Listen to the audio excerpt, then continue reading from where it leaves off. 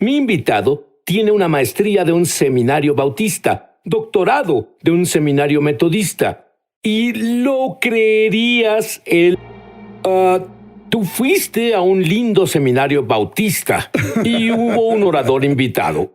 Y él hablaba y te gustó lo que dijo y de pronto comenzó a hablar sobre demonios.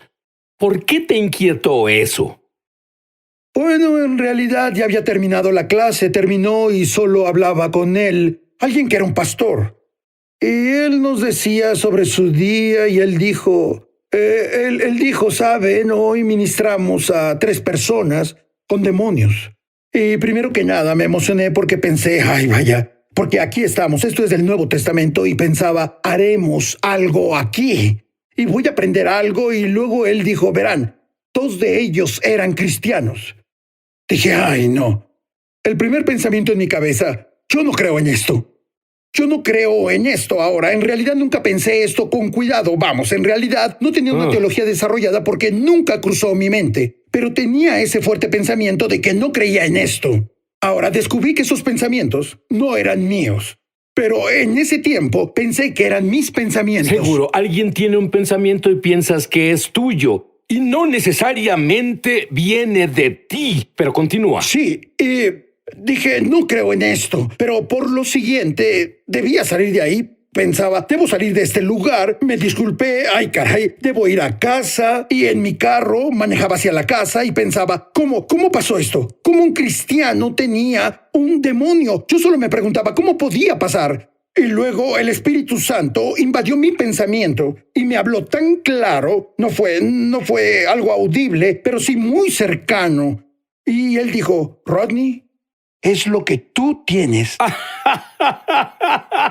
¿Alguien quiere oír a Dios? ¿Alguien quiere oír eso? Bueno, vamos, me molesté. Bueno, ni siquiera pensaba en ese momento, solo me molesté. Y dije, no puedes tenerme. Yo no te pertenezco. En el nombre de Jesucristo te ordeno dejarme. Y sentía esa cosa, dejarme. La cosa que no creías, sí. Eso es lo que pasó. Sí, sí, es lo que pensé. Dije, oh no, tuve una experiencia en la que no creo. Pero no le dije a nadie, no le dije a mi esposa y ciertamente no le diría a ese señor. Pues debía pensar esto bien. Fue un gran debate y déjame hacer la pregunta. Bueno, de frente. ¿Puede un cristiano tener un demonio? Bueno, yo lo tuve.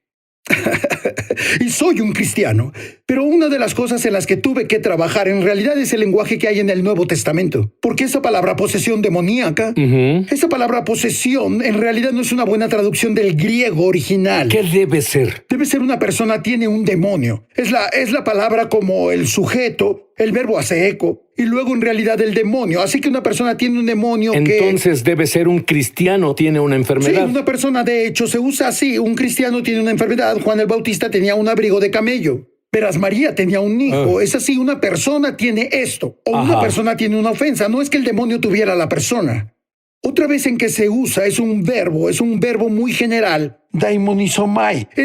Puede hablar sobre, bueno, tenía al gadareno. O puede hablar sobre, oye, tengo un espíritu que me acosa. Y la palabra opresión probablemente describe mejor que una persona tiene un demonio. Porque un cristiano no puede ser propiedad de un demonio, pero puede ser oprimido por uno. Es una línea fina. Algunos dicen que un cristiano no puede tener un demonio en su espíritu, pero de seguro pueden tenerlo en la carne, tal como se enferma. Sí. En la carne. ¿No es pecado? No es pecado si puedes deshacerte de él y no hacerlo. Sí. Si lo mantienes el resto de tu vida. Así es. Dime sobre brevemente tu primera liberación. Mi liberación pasó unos meses antes y para entonces me mudé a Washington y era un pastor en una iglesia. Mi esposa hizo una cita para mí para ministrar a una de las jóvenes ya que pensó tenía un demonio. Para este tiempo mi esposa y yo hablamos sobre esto. Ella la invitó y le pregunté a mi esposa, ¿por qué hiciste eso? Nunca he hecho eso antes. En realidad no sé qué hago. Ella dijo, tú eres su pastor, así que tú debes hacerlo. Y usó ese argumento en mí de ser pastor. Y bueno, tuve que hacerlo. Y ella vino y tuve un poco de instrucción telefónica, pero en realidad no sabía, así que no sabía cómo comenzar esto. Y bueno, es que nunca vi uno. Y pensé, solo leeré una escritura. Ya sabes, tal vez puedo expulsarlos y leí la escritura, pero no funcionó. Entonces dije, bueno, oremos. Y todos inclinamos la cabeza y cerramos los ojos y oramos, lo que... Por cierto, no cierren los ojos cuando ministren en esta área. ¿Por qué? Bueno, porque quieres ver lo que sucede. Bien. ¿Entiendes? Quieres observar a esta cosa. No quieres cerrarle tus ojos a un demonio, ¿entiendes? Pero cuando terminamos la oración veía para arriba, mi esposa veía arriba y ella no podía abrir los ojos. Dije, ¿a qué te refieres con que no puedes abrirlos? Ella dijo, no puedo abrir mis ojos. Miré a mi esposa y dije, ¿en qué nos metiste? Y bueno, pensaba... Pero dije, en el nombre de Jesús ordeno a que esos ojos se abran y ¡pum! Se abrieron. Dije, ¡wow! Funcionó. Y luego ella no podía oírme. Estaba sorda. Y luego dije la misma cosa. En el nombre de Jesús. ¿Estaba sorda en lo natural? No, solo Era que los de demonios pronto ella estaban... vio mis labios moverse, pero no podía oír nada. Y luego dije, ordeno que esos oídos se abran y ¡pum! Se abrieron. Sí, sí. Y por las siguientes horas, varias horas, esa fue la peor experiencia de mi vida. Pero bueno, yo no sabía si se fueron porque los expulsamos o los cansamos, pero al final se fueron. Ajá. Pero al final de la noche vi su cara y vi la cara de la libertad. Y dije, Señor, no me gusta el desastre, pero amo esa cara. Y lo haré por eso. ¿Y en esa gloria qué pasó? Pero en esa gloria, ella se liberó. Me dijiste algo más que es muy importante. Al desarrollarse el don en ti de liberar personas, comenzaste, bueno, tengo 1000 personas que se liberaron hoy. Comenzaste a verlos como individuos, no como una corporación Sí. o un trabajo que hacer. Pondré un vendaje, adiós. Dime la diferencia. Cuando comencé a ministrar en esta área, era solo un trabajo. Y no veía a la persona como persona.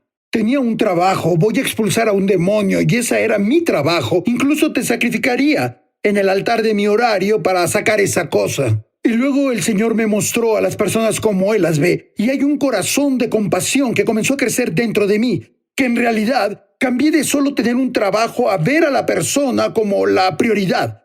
La persona es lo que importa. Y esto, su liberación necesita ser un encuentro de amor con Jesús. Y yo debía cambiar como lo hacía, y el Señor lo hizo haciéndome ver a la persona, como Él ve a la persona. ¿Temes a los demonios? Tú has orado por miles Sí. para liberarlos. ¿Temes a los demonios? Verás, lo demoníaco usa la misma estrategia, el miedo, la intimidación y el engaño.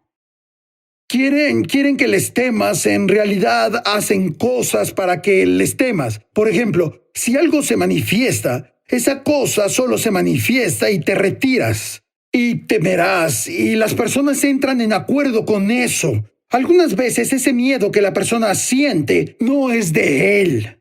Es un miedo que se proyecta en ellos por ese espíritu. Y tienen ese sentir, debo salir de aquí, debo huir porque esto me asusta, porque no reconocen, no experimentan la autoridad de Dios. En realidad, experimentan eso. Una de las cosas que creo que es importante cuando ministramos en esta área es que hay que exponer la autoridad que está dentro del creyente. En el libro de Hechos y los Evangelios hay un proceso en que una liberación pasa cuando tengo la autoridad de Jesús y brindo el reino de Dios a un lugar. Así que la forma es que en esta modalidad soy yo, con la autoridad de Jesús, avanzando el reino, brindando su reino a un lugar. Los demonios se manifiestan y nosotros los expulsamos. ¿Y qué haces cuando tú eres el que siente el temor? Bueno, básicamente eso para mí es una señal que ya estás vencido. Porque me mostraste que jugaste tus cartas. Estás ahí y ahora sé que estás ahí. Muchos cristianos, debido a la ignorancia, Sí. tienen puertas abiertas. Sí. Dime sobre esas puertas abiertas. Bueno, en Efesios capítulo 4, versículo 27 dice, no den lugar al diablo, y le hablaba a los creyentes. Esa palabra lugar a veces se traduce como estribo o un hueco. No le abras las puertas al enemigo. Y lo que pasa es que el enemigo busca tecnicismos legales y derechos legales, grietas legales para entrar en la vida de una persona. Y él simplemente Él no puede solo brincar sobre ti cuando quiera, debe tener derecho legal y él lo usará si puede. Incluso aunque no sea un derecho legal, él simplemente irá por ello. Y cuando él entra por lo regular a un punto, no a la persona entera, y no serás como el gadareno. Él se mudará al vecindario, él entra como a una casa. Y si puede entrar en esa casa y establecer algo en esa casa, luego irá por la siguiente casa, y a la siguiente casa, y la siguiente casa. Lo que pasa conmigo, tenía unos lugares que tenía en la oscuridad. Lugares que eran secretos, el lugar del que me avergonzaba, y no llevaba ese punto a la luz. Y abría una grieta a mi vida. Ahora, él no me tenía completamente porque camino con Jesús. Estoy en el equipo de la iglesia. Guío personas a Jesús y todo eso. Así que hago algunas de las cosas que debo hacer. Pero ese lugar oscuro tenía una puerta abierta. Y es ahí donde él sembró caos en mi vida. ¿Qué hay de... Bueno, dame unas áreas específicas que son puertas abiertas? Por ejemplo, pecado habitual. Tienes control al principio, pero luego te controla a ti. Si estás en el ocultismo y en realidad llamas a los demonios, tú te abres para eso. Tal vez es una secta. Tal vez lo que es como si adoraras a otro dios u otros dioses, o tal vez una desviación o perversión de Jesús. ¿Puede ser una exposición involuntaria al mal? Puede ser como... Entonces, como ver televisión o películas con contenido incorrecto. Una madre ministraba a su hijo que básicamente su esposo que no era creyente, años y años atrás llevó la película El Exorcista a casa. No El Exorcista, Poltergeist. Y la vieron con su hijo de 4 años y ella terminó en una administración por eso. Así que él no eligió hacer eso, él solo fue expuesto a ello. ¿Entiendes? ¿Qué hay de cosas como la tabla Ouija y todo eso de leer la mente y magia y todas esas cosas? Eso es ocultismo, porque llamas a un espíritu en vez de al Espíritu Santo y no tienes permiso para hacer eso. Sí, y hay cosas como drogas. Y no hablo de tomar cosas que tu cuerpo necesita, como una aspirina o para la presión. No. Es algo que tu cuerpo no necesita. El rencor es una puerta, heridas, cicatrices, traumas. Y bueno, cada vez que estás en un estado débil, el enemigo quiere tomar ventaja de eso. Te diré algo. Voy a arriesgarme. Verás, hago eso de vez en cuando. Rodney va a orar por una liberación grupal al regresar.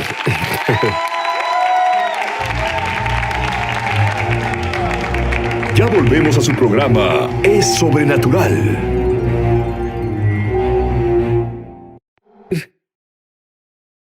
Sí, de vez en cuando. Pero tienes toda esa autoridad, ¿cómo es eso? Bueno, una de las cosas que pasan con algunas personas es que hay un acuerdo donde una mentira que se creen está insertada dentro de ellos que en realidad se manifiesta en su identidad.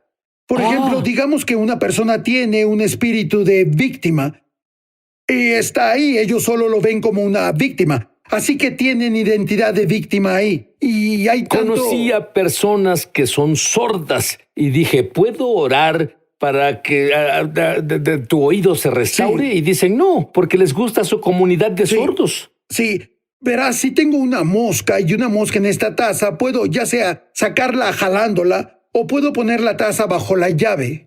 Y solo abrir la llave y dejar que la saque. Y algunos demonios podemos expulsarlos solo jalándolos, los expulsamos, los sacamos. Pero hay unos obstinados, están atorados en la identidad de una persona. A esos hay que desplazarlos. Debemos brindar verdad, debemos brindar vida, para entrar y mostrar luz en las áreas de su corazón y comenzar a exponer todas esas mentiras insertadas y llevarlos a un punto de verdad. Y en realidad la verdad desplaza la oscuridad cuando hacemos eso.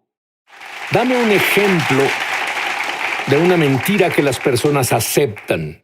Bueno, es como si no tengo el poder, no tengo la autoridad, soy un perdedor. O no puedo ser sanado. Dicen, mentira. Otras personas pueden sanar, pero yo no puedo sanar. Sí, y si acepto esa mentira, entonces básicamente impido la sanidad, porque yo acepté algo que no es verdad.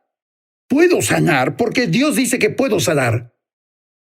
Bueno, esto es lo que pienso. Hay tanta presencia de Dios en el estudio, incluso antes de que mis invitados vengan, pero ahora es más fuerte. Creo que puedes orar por todos Sí. aquí y liberar a muchas personas. ¿Por qué no ves a la cámara y oras como Dios te dirija? Bueno, el primer paso es este. Solo Jesús va a liberarte.